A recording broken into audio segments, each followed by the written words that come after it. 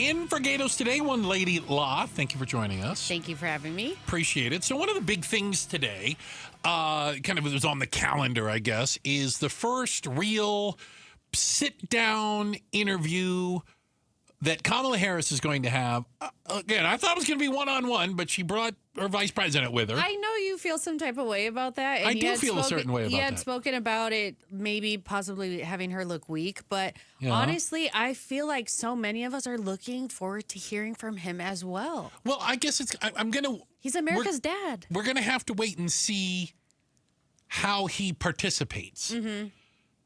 I guess when I say makes you look weak, and I'm going to come up with the worst possible example I can. She goes to answer a question. He goes, let me get that for you. You know what I'm saying? Like that would go. I don't think she would let him. Yeah. I don't think she would let fair him. enough. We'll see, though. It's exciting. I want to see. Yeah. The interview was taped earlier, recorded. It's going to be 18 minutes long. Reason I know exactly 18 minutes, those of us who work in media, you know how much content you get every half hour on a television station? 18 minutes. The rest is commercials. I know that's how it works. Yeah. I'm just letting you know. So it's 18 minutes long to fit into a network clock, I guess you'd say. And we got some clips. They're leaking clips already. Ooh. All right? And I think one of the things that some people, maybe a lot of people, you guys tell me, are going to want to know is kind of what she changed her position on, how she came about changing, because she's certainly taken both sides in some issues, right? Is that a fair way to put it? Yeah, I would say that, yeah. So here is Dana Bash from CNN. Who conducted the interview. Conducted the entire interview. So it's her, Kamala Harris, Walt sitting in the background whispering in her. Okay, he's not. No, he's not actually whispering in her ear. You need to quit. But here's what it sounds like. Should they feel comfortable and confident that what you're saying now is going to be your policy moving forward? Dana, I think the most important and most significant aspect of my policy perspective and decisions is my values have not changed. You mentioned the Green New Deal. I have always believed, and I have worked on it, that the climate crisis is real, that it is an urgent matter to which we should apply metrics that include holding ourselves to deadlines around time.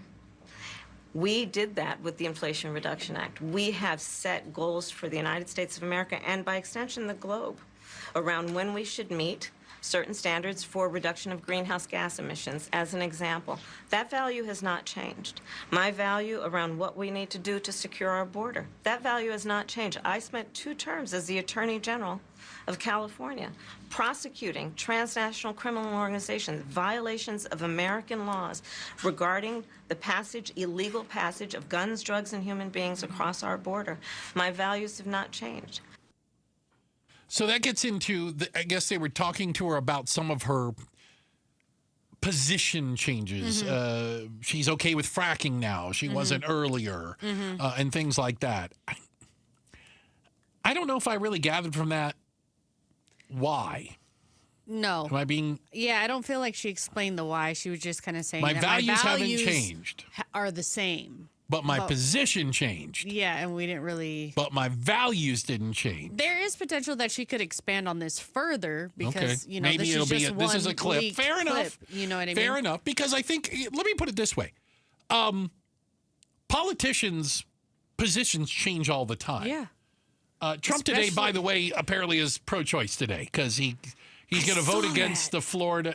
I don't understand where he is. He's on whatever side you are in the abortion debate. Trump's on your side. I would just assure you of that. Wherever side you're on, at some point he's been on your side.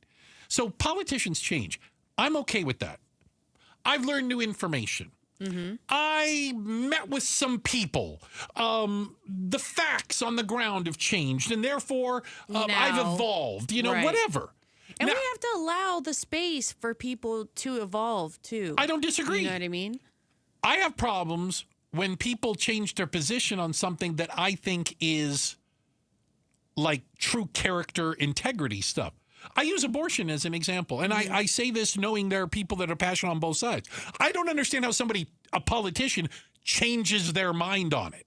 Right, like, because that's... abortion's murder. But I'm running for office now, and I'm really looking. I go, wait a minute. Hold on a second. Well, then what do you believe? Yeah. Like, it's okay that you believe something. Certain things are positions, and then certain things are core value. And I think that's why she was trying to address the core value situation, even though in a minute clip that was leaked, we don't get to hear about the position maybe switching. we very well we'll hear some more. And it's going to air at 6 p.m.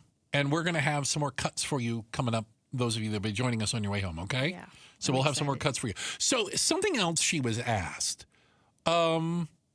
I don't know where this question would come from, by the way. I mean, I'm thinking of all the things. If Vice President Harris was sitting in front of me, I'm not sure I would go down this road, but Dana Bash did. You had a lot of Republican speakers at the convention. Will you appoint a Republican to your cabinet? Yes, I would. Anyone in mind? I would. No one in particular in mind.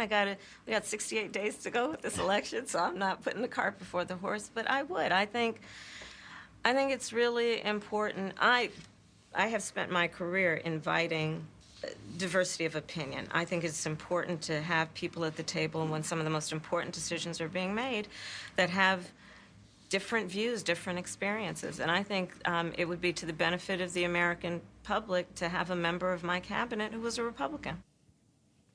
Interesting. I like that. Diversity in opinion is important. So I think it's cool that she would address that head on. And it's an interesting question, I guess, to throw out there because you can say anything you want right now, and once you get elected, you're like, psych! You know, which you could probably bet on. It's nothing. I just don't understand how you can like hold somebody to something like that.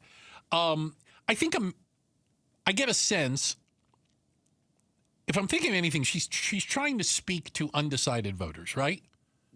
She's not trying to speak to people that already have a Harris Waltz sticker on their car, and she ain't speaking to people running around in Make America Great hats, okay? That's not who she's talking to. It's all these people who are like, I'm not going to vote, or the small of people who are just like, I'm not still really persuadable. Sure. Yeah, I'm not really sure. And do persuadable people want to hear a politician say, I'm willing to work across the aisle, even to the point of putting somebody who's not in my political party on my staff, in my cabinet? I have to be honest, like just from hearing these clips, it's just so refreshing to hear somebody speak in complete sentences.